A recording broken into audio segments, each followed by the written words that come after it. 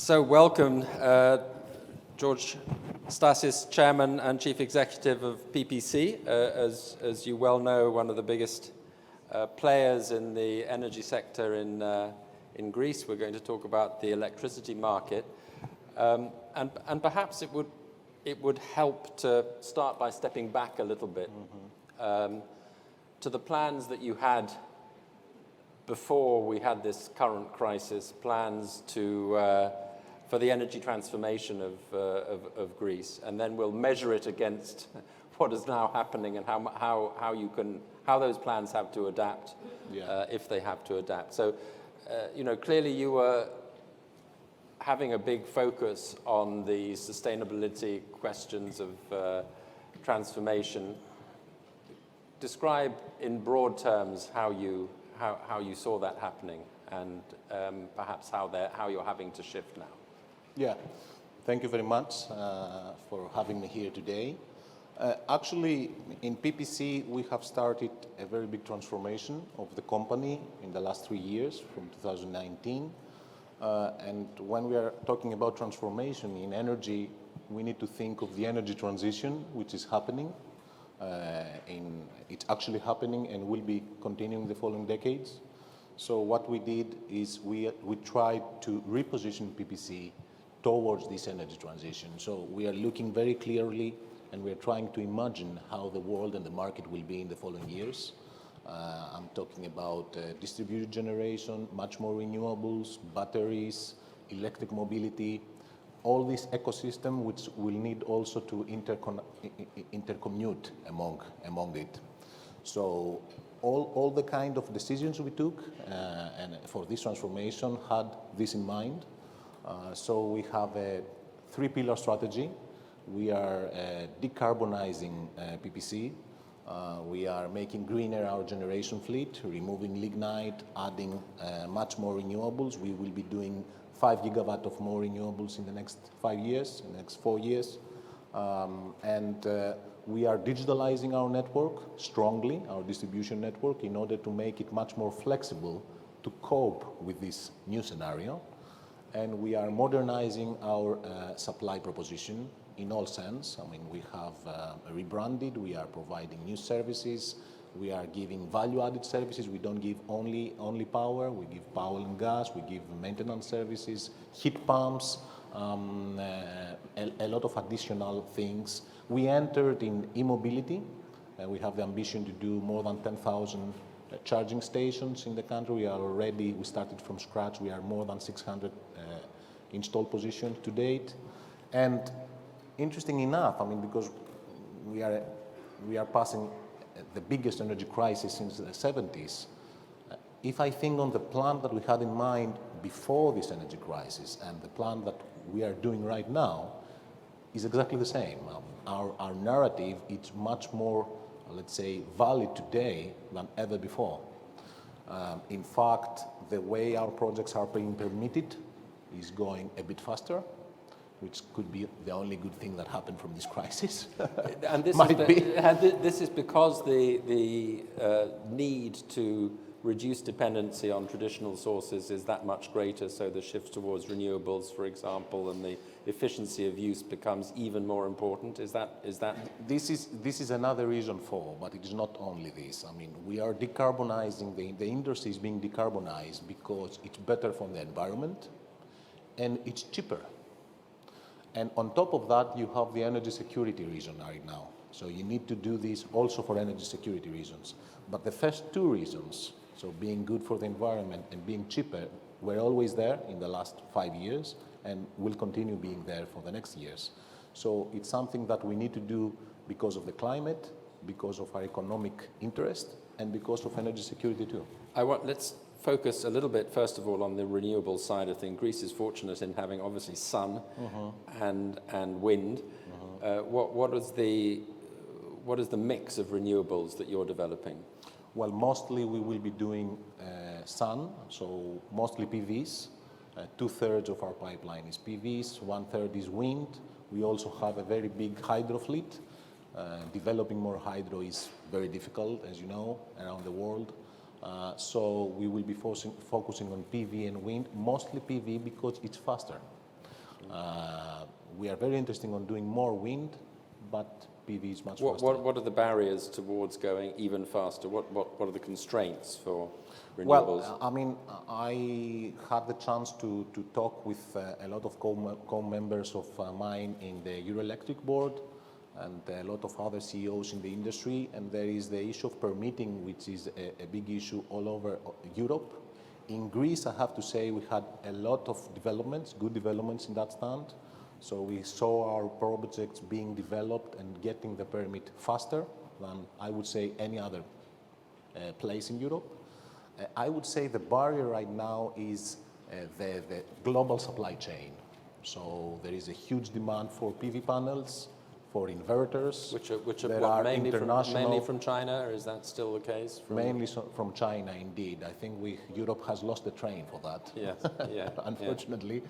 But the best quality panels right now are indeed coming from China. Yeah.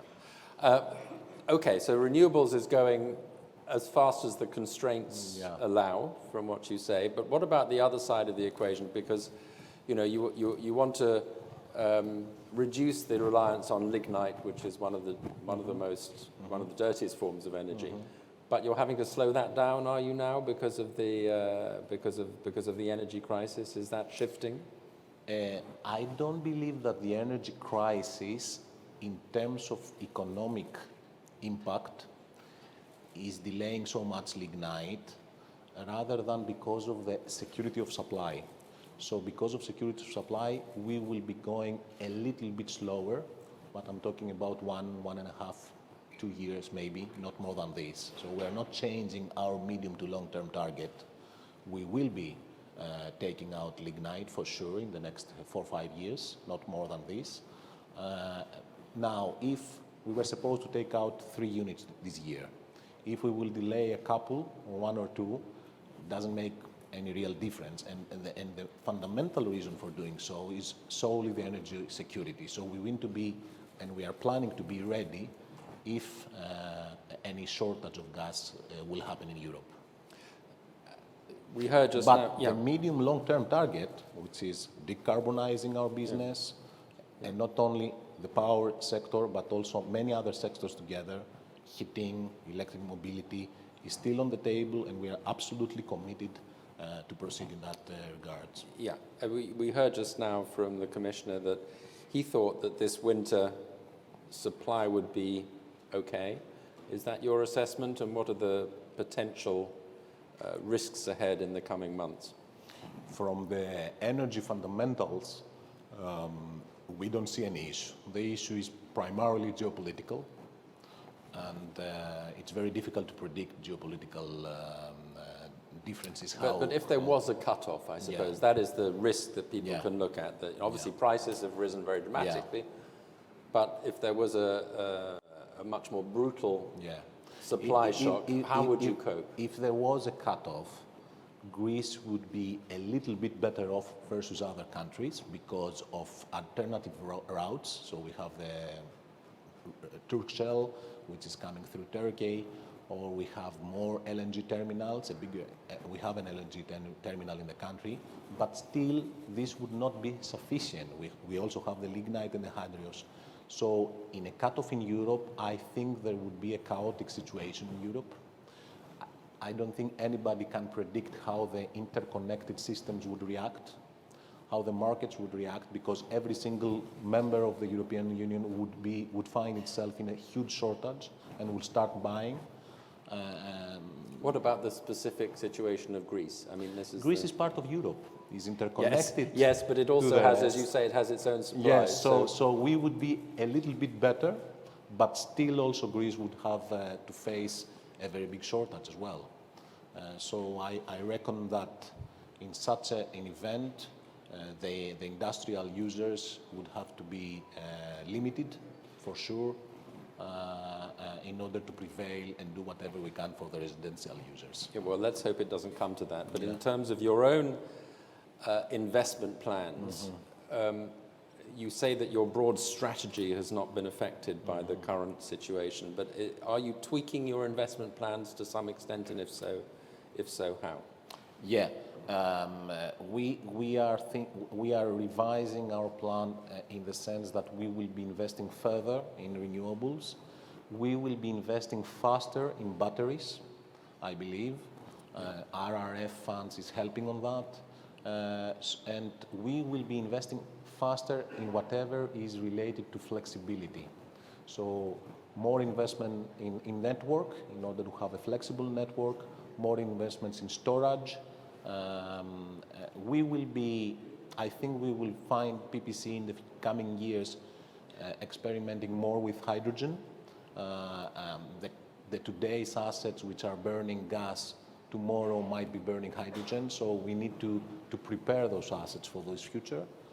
These are the kind of changes we will be doing when we will announce by the year end our revised plan, which will already have the existing plan in a bigger version. Yes. I don't know, you may have seen a couple of weeks ago in The Economist, we had a big special report on the energy transition, the new technologies that are coming to bear. And I must say from that, there was a mixture of conclusions. First of all, that it's very exciting what is happening. There's all sorts of innovation happening, but also that there is still a lot left to do and left to invent if we're to reach the scale of transition that is required for the impact on the planet. So you're at the heart of this. You're in the middle of this sort of transition. How do you see the balance between optimism of the excitement of the transition that is happening, the sort that you've been describing, and the kind of frontier of new game-changing technologies that need to still be invented? Yeah, the power sector is a very exciting sector to be in from that standpoint. Definitely, it's the transition which is happening, and a lot because it's taking together many other industries as well. I've spoken about the heating and the electric mobility as two examples. So flexibility, again, is the key word, and all the technologies, the new technologies which will be appearing, will need to address this matter. I see a lot of investments in batteries, so to making more flexible and efficient batteries. There will be demand response, so artificial intelligence, IT systems, digital systems will play a very important role, first of all, for the industry. I mean, the industrial players will need to understand that they will need to work, and we will help, we will work side by side on creating, making an audit and creating a much more flexible operations, greener operations. I think they will become more green in terms of covering their needs. And IT and digitalization is a key player on that. So we have batteries, we have demand response, we have electric mobility, which again, it's like, if you have 600,000 cars parked and charged and being charged, and you do a negative bidding, this also is a new possibility of exploring the market. So all those things are coming together, are not so far away, are faster than what we think. And for this, we are getting ready as PPC. And it's the sort of integration of all these things that is critical as well. But this is the challenge. Final question for you is on the role of Greece and the private sector in Greece in particular in the energy transition generally. Greece is a small country, but are there areas where Greece can be a leading player and Greece can have an outsized impact in your view? I think the subject of the digitalization that I talked a while ago is a key subject. Greece can have a very important role on that. There are a lot of investments which came in Greece from big multinational companies. In Thessaloniki, for instance, there is the creation of a digital hub happening as we speak. There is very good talent in Greece who can develop these technologies and is developing these technologies. Have to keep the talent in Greece and not let it go. There was a decade that talent was going out of Greece, and now talent is coming back to Greece, I believe. Okay. It's happening. PPC is an example. I came out, I was living abroad, I came back in Greece to take this role. With me, a lot of other people came back in Greece, so it is happening as we speak. Well, on that optimistic note, we have to close, but thank you very much indeed, Thank you very much as well. Thank you.